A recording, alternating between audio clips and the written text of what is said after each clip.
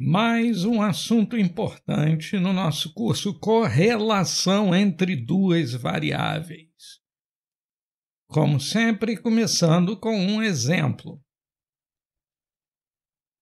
Pessoas mais altas tendem a ser mais pesadas?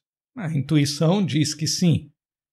Vamos abordar isto estatisticamente. Temos aqui dados de 80 pessoas.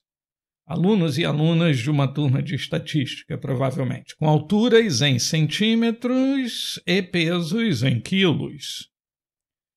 São 80 pessoas. Se você quiser, você pode percorrer as 8 páginas.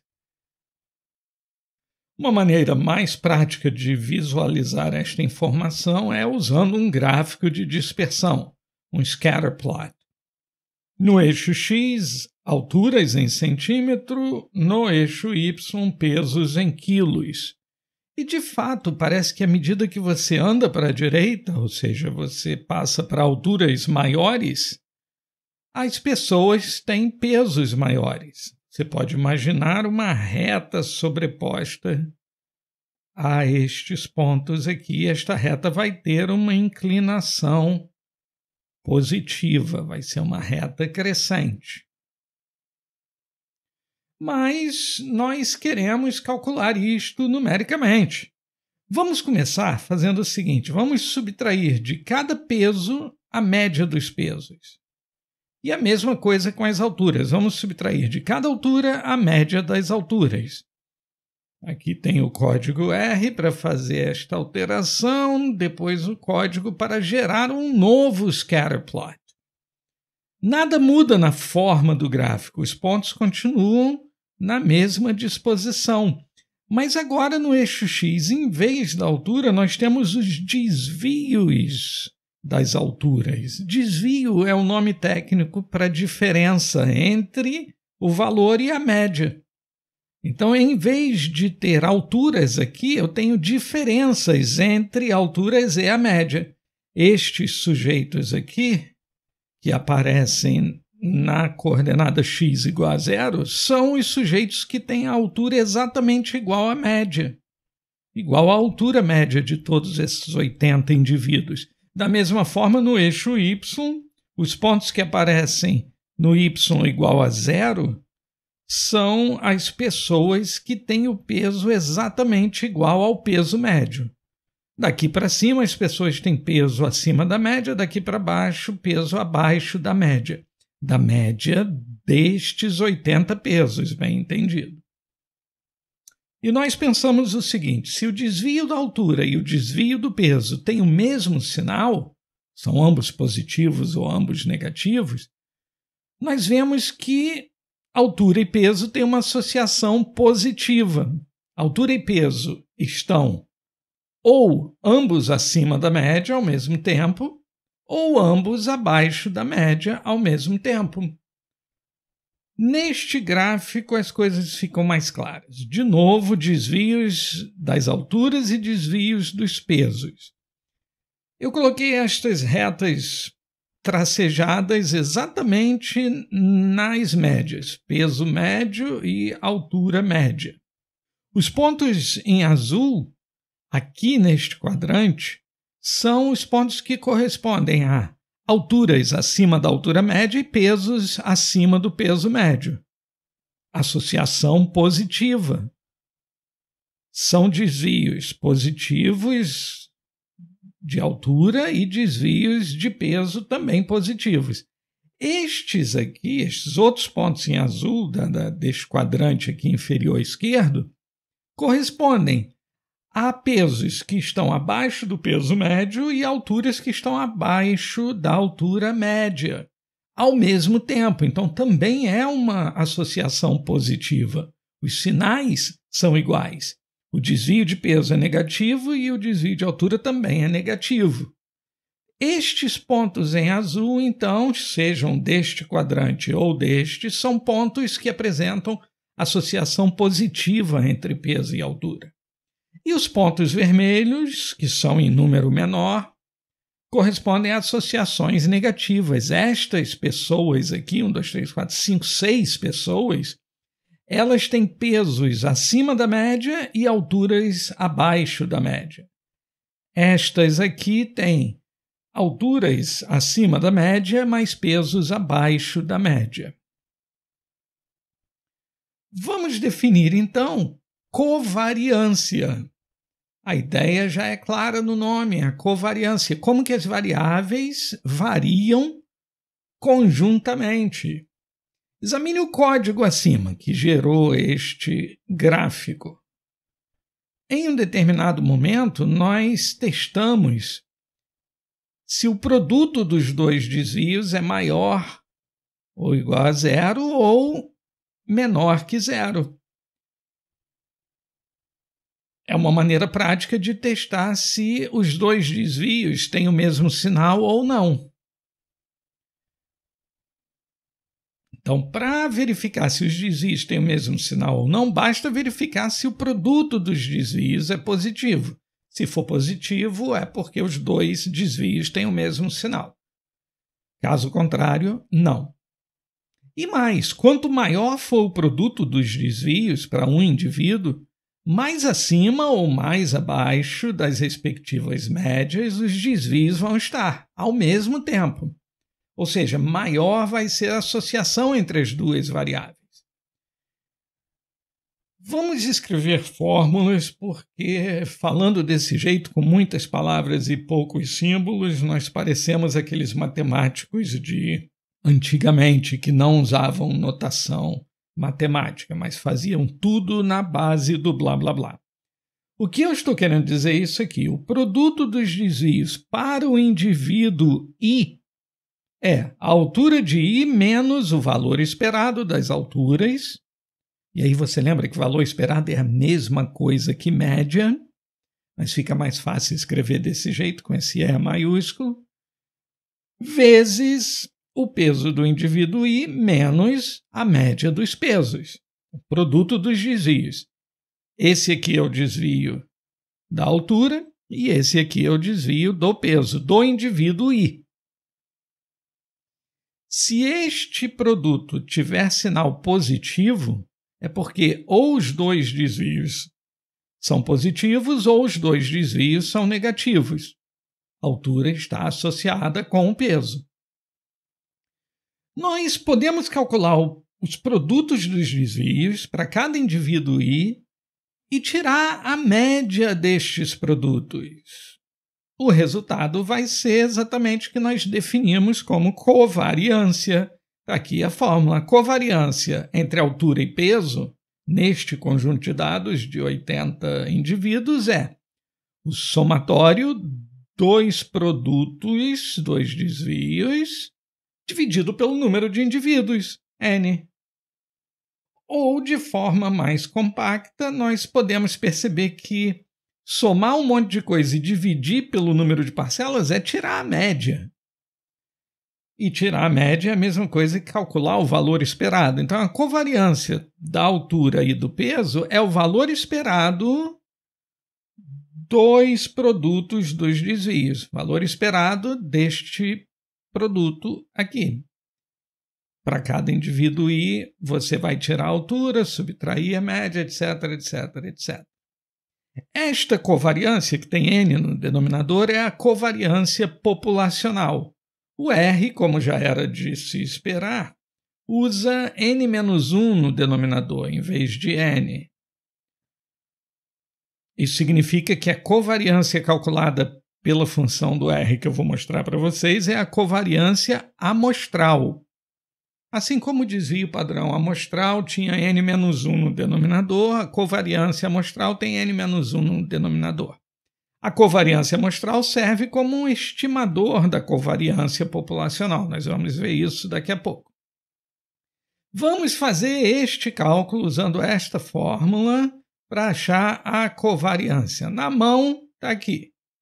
Eu calculo os produtos, divido por N-1 e chego à covariância. A covariância do nosso exemplo é 73,89. É uma medida da associação entre peso e altura. É aquele número, a covariância. Em R existe uma função para fazer isso, é a função cov. Você passa os dois vetores e R retorna o valor desejado, que no nosso caso, obviamente, coincide com os nossos cálculos. Agora pause o vídeo e resolva esses exercícios para fixar as ideias sobre a covariância. Exercícios bem divertidos, por sinal.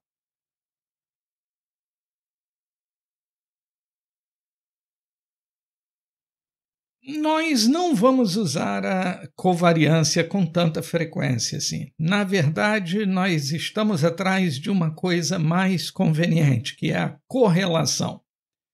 Para chegar ao coeficiente de correlação linear, vamos fazer o seguinte, vamos padronizar as alturas e os pesos do nosso exemplo. Você lembra o que é padronizar?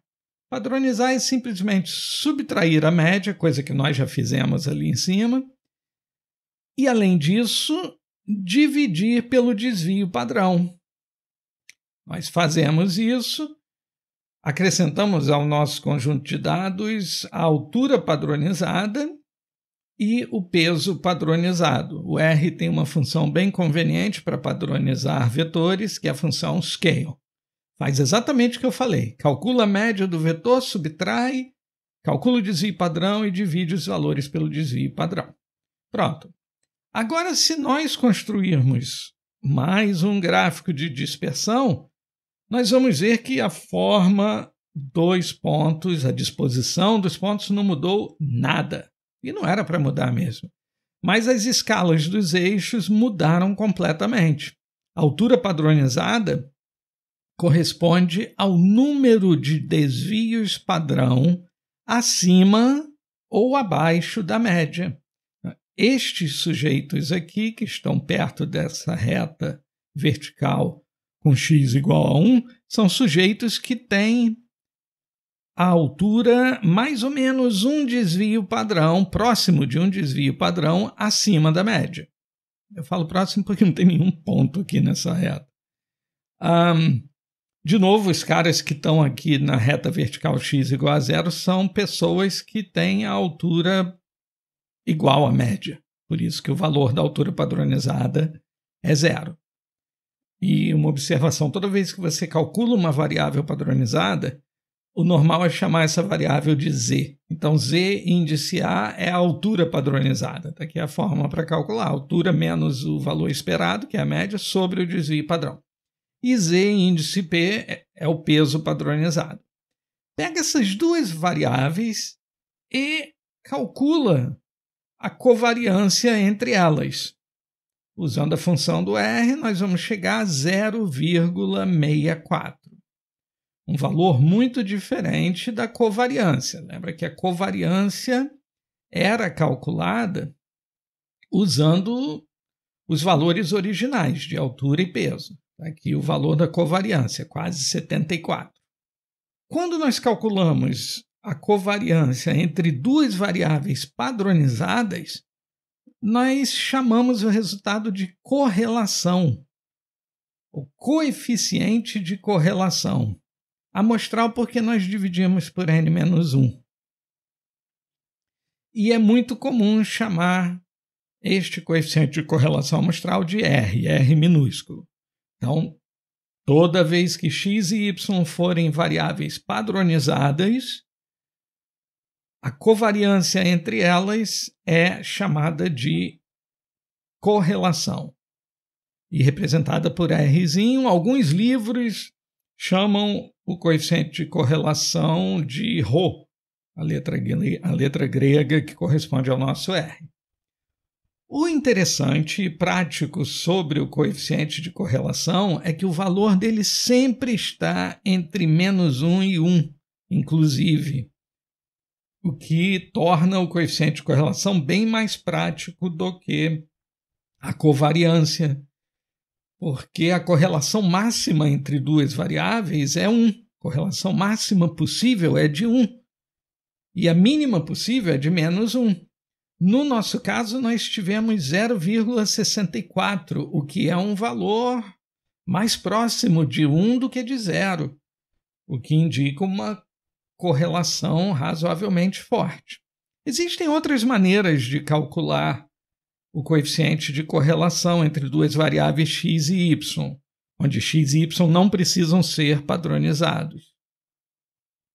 A ideia é calcular a covariância entre x e y, como nós fizemos lá em cima, covariância, não a correlação, e dividir pelo produto dos desvios padrão.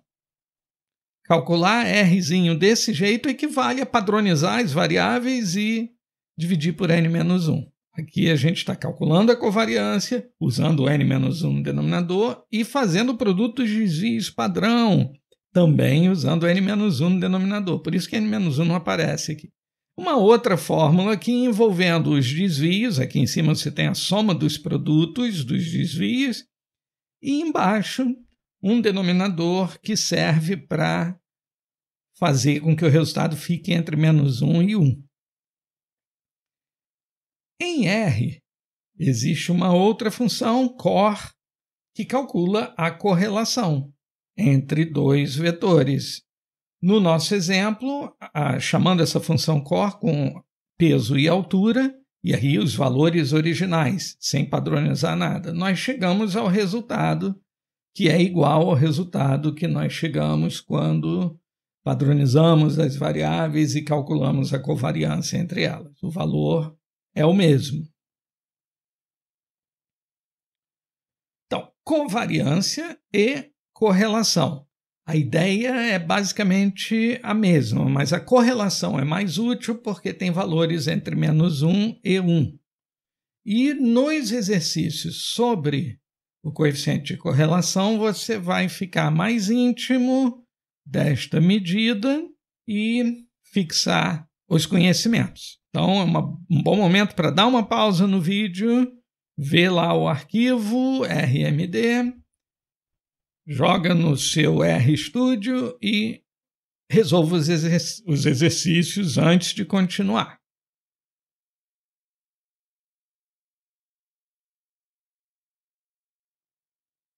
Umas observações importantes sobre a correlação.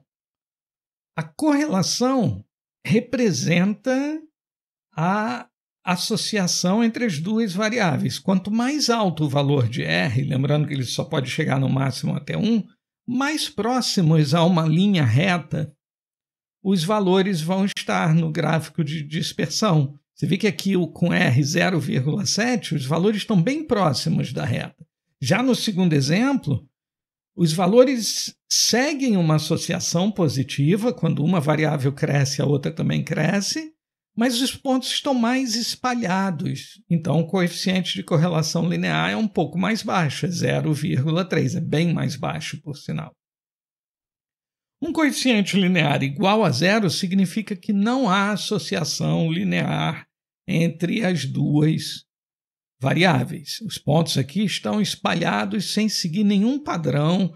As variáveis não aumentam nem diminuem à medida que você percorre um dos eixos, olhando para os valores no outro eixo. Então, o valor de R aqui é 0. Os exemplos aqui embaixo mostram a associação negativa, com R igual a menos 0,7. À medida que a variável x aumenta, a variável y diminui. Então, a correlação entre as duas é negativa.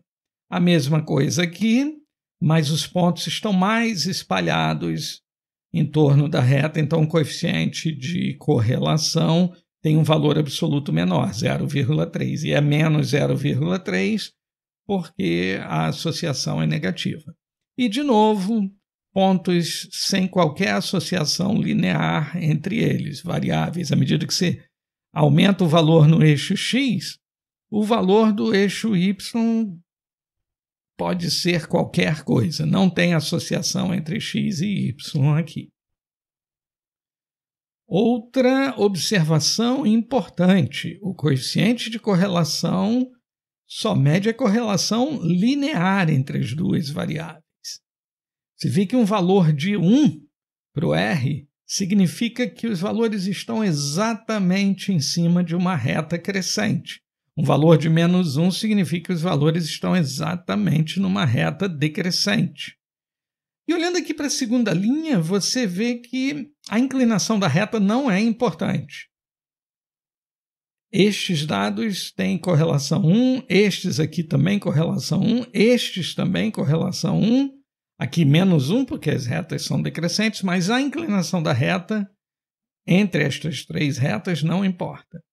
Esta reta horizontal aqui é um caso patológico. Se a reta for horizontal, o que acontece com o desvio padrão da variável y? O desvio padrão é zero. Não tem variação no y. Todos os elementos têm o mesmo valor de y. Se o desvio padrão é zero de uma das variáveis, a correlação não é definida. Por isso que não tem nenhum número aqui. Agora a parte importante. Na primeira linha, eu tenho aqui no meio nuvens de pontos, como eu mostrei lá no primeiro gráfico. 0,8 significa que existe uma associação positiva, mas os pontos estão relativamente espalhados. 0,4 significa que os pontos estão mais espalhados ainda. Até chegar a uma situação em que os pontos estão tão espalhados que não existe mais associação nem negativa nem positiva.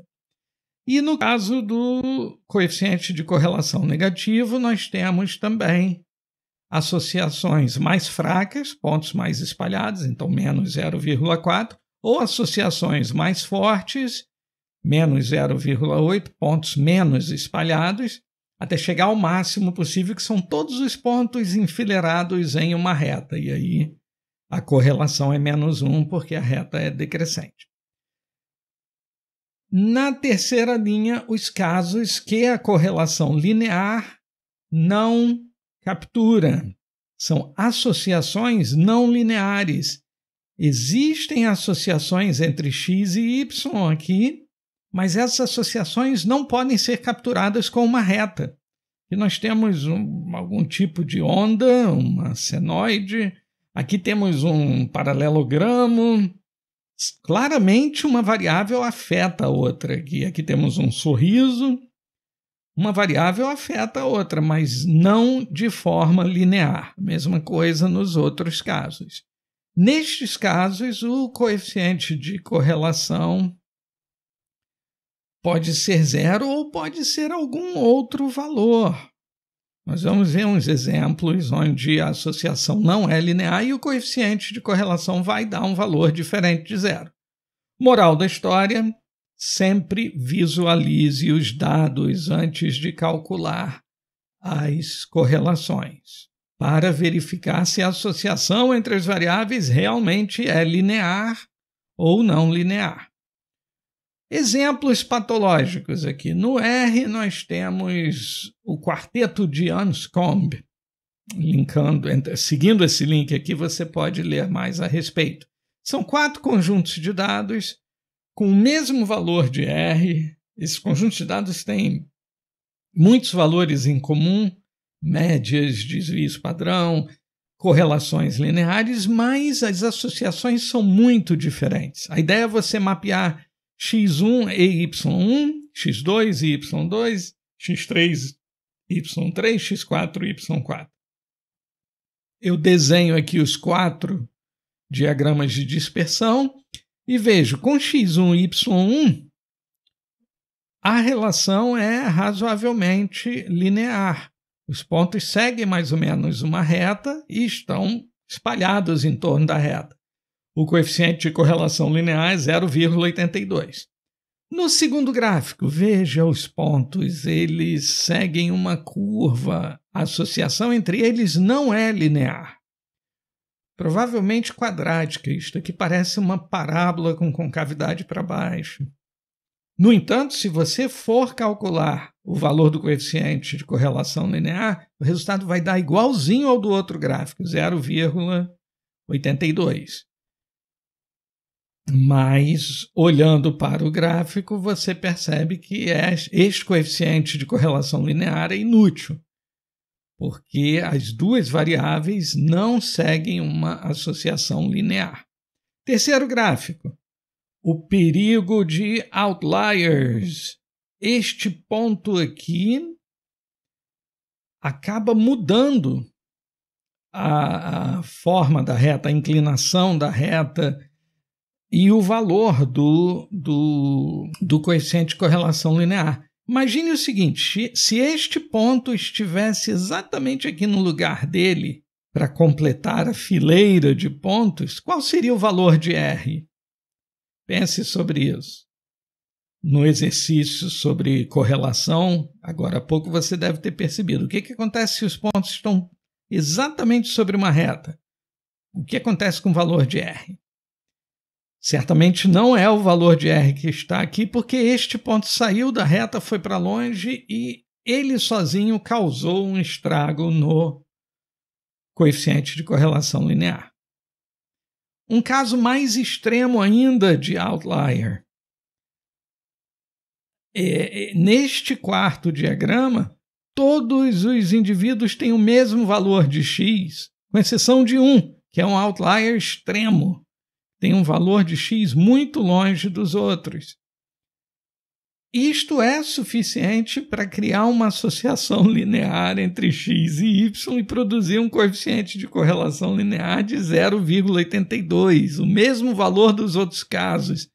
E a situação é completamente diferente. Esta situação do quarto diagrama aqui é completamente patológica. Se você ignorar o outlier, não existe correlação. Na verdade, o R vai ficar indefinido, porque, como eu disse mais antes, o valor de x tem desvio padrão igual a zero, a variável x tem desvio padrão igual a zero, porque todos os elementos têm o mesmo valor, então não dá para calcular o coeficiente de correlação linear. Então, isto serve como alerta. Sempre visualize os dados antes de usar o coeficiente de correlação linear. Outra observação importante: correlação não é a mesma coisa que causação. A relação entre as duas variáveis não é necessariamente de causa e efeito. Um exemplo pitoresco: dados coletados em uma cidadezinha da Alemanha nos anos 1930 mostram a correlação entre a quantidade de cegonhas na cidade e a população da cidade, a população de pessoas. A correlação é nítida. 0,97 é um valor altíssimo, muito próximo de 1 para o coeficiente de correlação. Você diria que um aumento no número de cegonhas está causando um aumento no número de pessoas, sugerindo uma relação de causa e efeito? Quanto mais cegonhas, mais pessoas, então podemos concluir que bebês são trazidos pelas cegonhas? É óbvio que não existe causa e efeito na correlação. Existe, na verdade, uma variável oculta, e a relação de causa e efeito, se existir, é no sentido contrário. Quanto mais pessoas na cidade, mais casas são construídas, e quanto mais casas, mais chaminés existem. E as chaminés das casas são exatamente os locais onde as cegonhas fazem os seus ninhos. Quanto mais chaminés, mais cegonhas.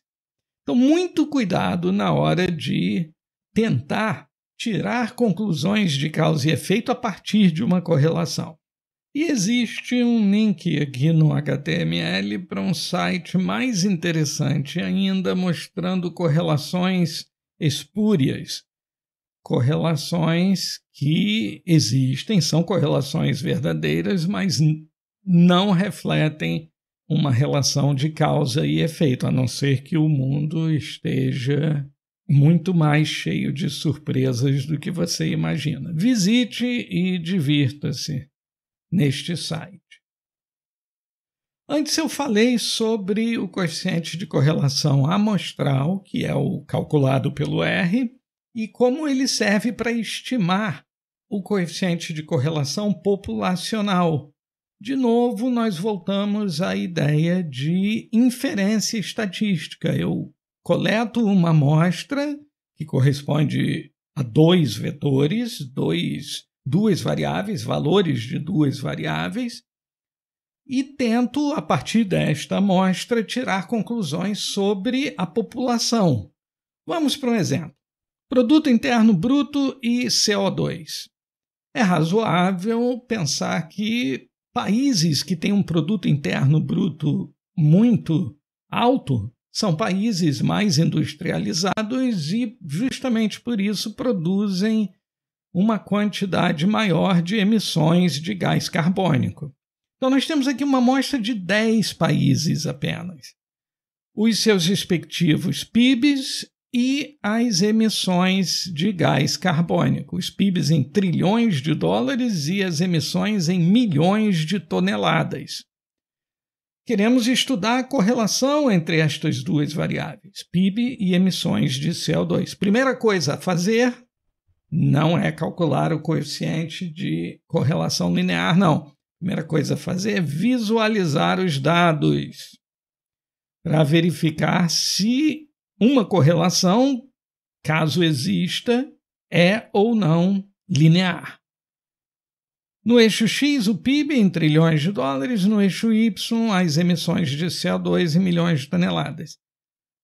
A relação entre as duas variáveis existe e é razoavelmente linear. Você consegue imaginar uma reta traçada aqui em cima. No início ainda tem um certo espalhamento dos pontos, mas é nítido que esta correlação é uma correlação linear.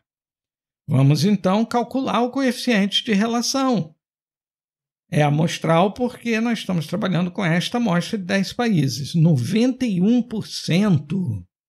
91%. Existe uma correlação nesta amostra de 91% entre o PIB e as emissões de CO2. Mas, como nós estamos trabalhando com uma amostra, nós devemos, na verdade, calcular um intervalo de confiança para o valor populacional do coeficiente de correlação. E o R faz isso com uma função chamada core.test, que segue o mesmo padrão daquelas outras funções para realizar testes de hipóteses que nós vimos nos outros vídeos. Eu chamo a função com os dois vetores, os PIBs e as emissões, e o R me retorna este resumo. Ele calcula uma estatística de teste, graus de liberdade e o valor P, que você sabe que é o que importa. Mas valor P é para teste de hipóteses. Nós não fizemos hipótese alguma aqui. Mas você lembra que essas funções do R, ao mesmo tempo que calculam o intervalo de confiança, também fazem um teste de hipóteses. A hipótese alternativa é de que a correlação é diferente de zero, ou seja, existe uma correlação linear entre PIB e emissões de CO2. Isso quer dizer que a hipótese de nulidade é aquela que diz que a correlação é igual a zero. Ou seja, não existe correlação entre PIB e hipótese. Só que com um valor P tão baixo, de 0,02%, um valor muito baixo, nós rejeitamos a hipótese de nulidade e temos evidência para aceitar a hipótese alternativa. A correlação não é igual a zero.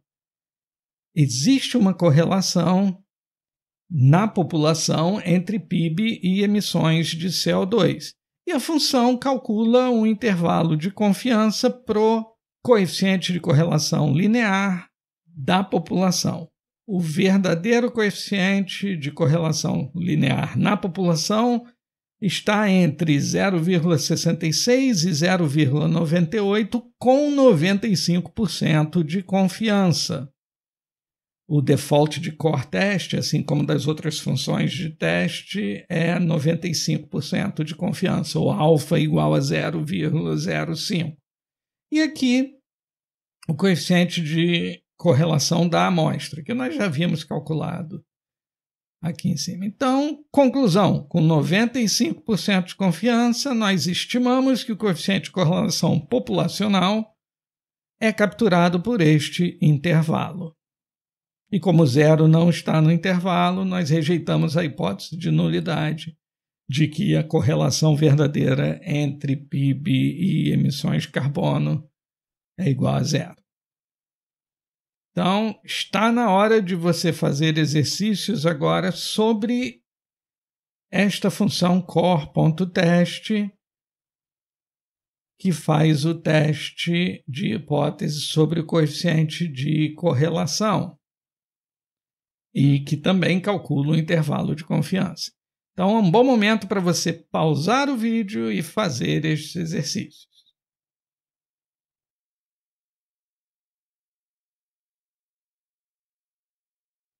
E este é um bom momento para falar sobre transformações de variáveis. Vamos começar com um exemplo: fotografia. Quando você vai tirar uma foto com uma câmera relativamente sofisticada, você pode e deve ajustar duas coisas: a velocidade do obturador, que na verdade não é velocidade coisa nenhuma, é o tempo que o diafragma fica aberto para entrar a luz, e a abertura do diafragma, que é uma medida da quantidade de luz que vai entrar na câmera. Bem, a velocidade do obturador e a abertura do diafragma são representadas por números. Eu tenho aqui os valores de velocidades. Normalmente é mais comum falar em 1/1000, 2/1000, 4/1000, mas vamos colocar isso em decimal aqui no R para poder fazer contas com ele. E a abertura do diafragma são os valores que aparecem na câmera com a letra F. F2.8, F4, F5.6, 8, 11. O manual da câmera costuma dizer que quando você configura a velocidade do obturador para 1 milésimo, você deve usar a abertura de 2,8 e assim sucessivamente. Vamos estudar a correlação, então, entre as velocidades e as aberturas. Começamos. Aqui primeiro eu calculei o coeficiente de correlação, mas eu devia ter feito o desenho antes, né? Vamos ver. Eu fiz isso porque eu queria criar um certo suspense, eu queria que você ficasse empolgado com o coeficiente de correlação tão alto, de quase 98%, e depois visse no gráfico que esta correlação não é linear. Quando eu traço os pontos no gráfico de dispersão, velocidade no eixo X, abertura no eixo Y, eu claramente tenho uma curva que não é uma reta. Essa curva, não sei exatamente a que função ela corresponde. Vamos ver. A ideia é a seguinte: a ideia é transformar os valores de uma das variáveis, e aqui eu vou transformar os valores de abertura, para tornar a correlação mais linear. O que eu faço? Eu decidi elevar os valores da variável abertura ao quadrado. Então, criei uma nova variável chamada quad abertura, que é o quadrado da abertura, e tracei um novo gráfico. E aí está, entre abertura ao quadrado e velocidade, a correlação se tornou linear, como que por mágica. Os pontos não estão exatamente na mesma reta, existe um certo afastamento de alguns dos pontos. Mas o gráfico ficou bem melhor do que o original, que era curvo.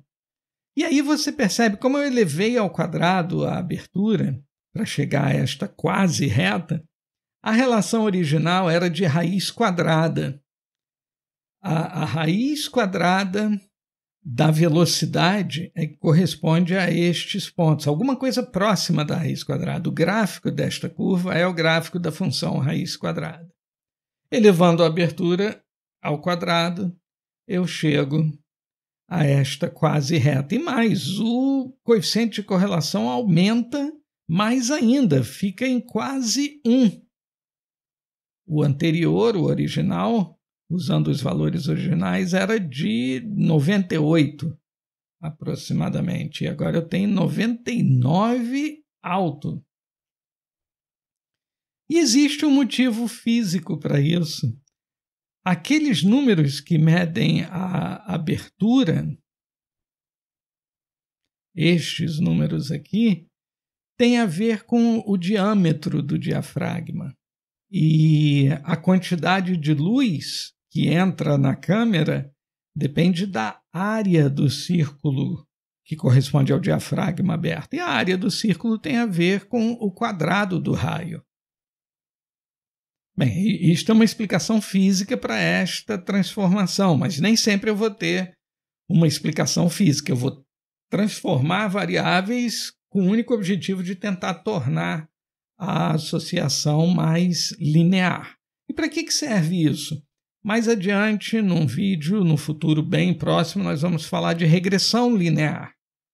E aí você vai perceber a vantagem de ter uma correlação linear em vez de uma correlação não linear.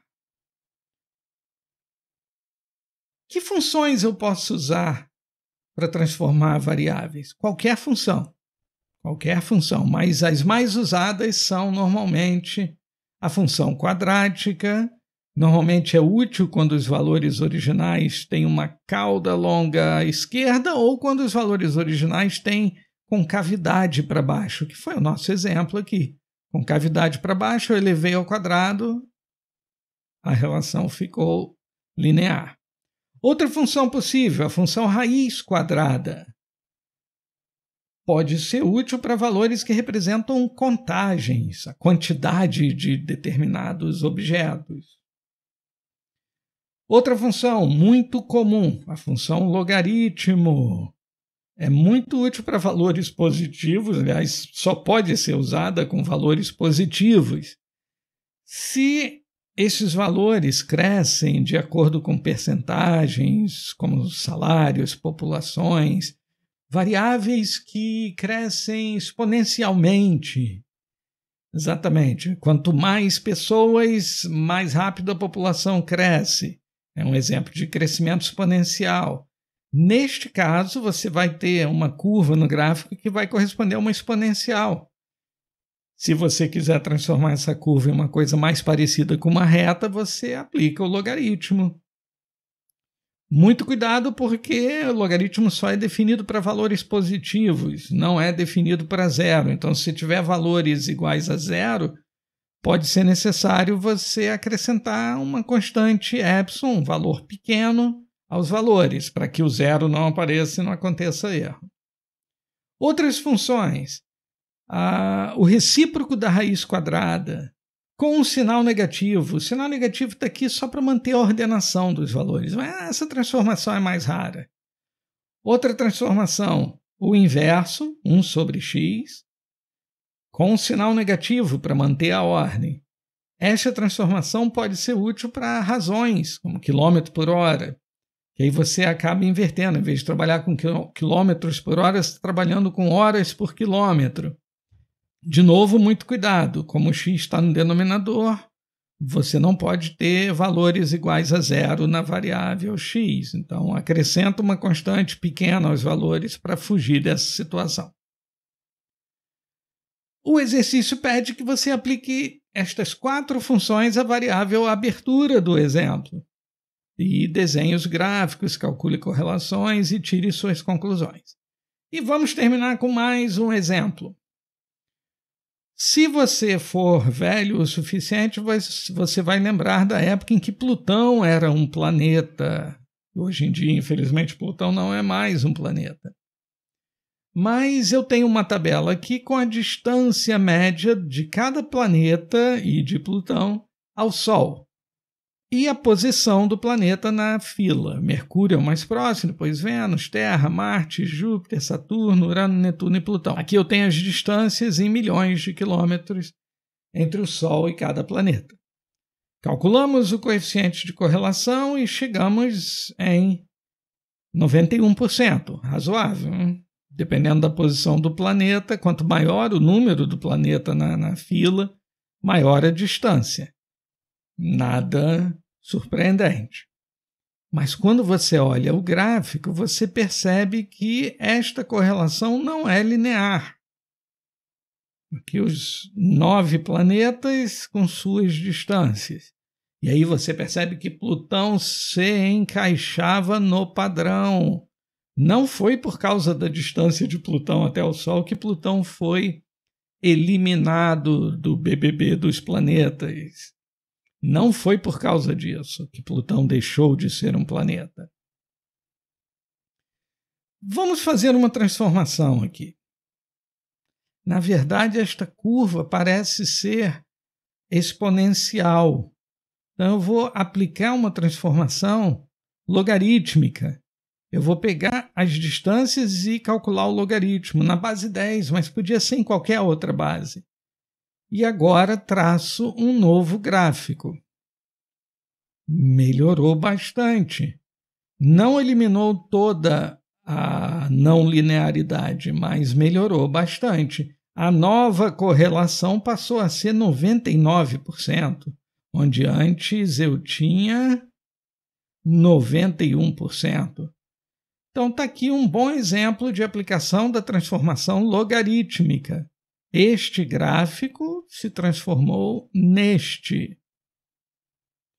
De novo, o exercício pede para você aplicar as outras transformações da lista à variável distância e comparar os resultados. E chega por hoje. Era exatamente isso que eu queria dizer para vocês. Espero que vocês tenham aproveitado. Faça os exercícios. Se você não fez, volte, pause o vídeo, reveja as partes que não ficaram claras e mãos à obra. No próximo vídeo nos encontramos. Até lá!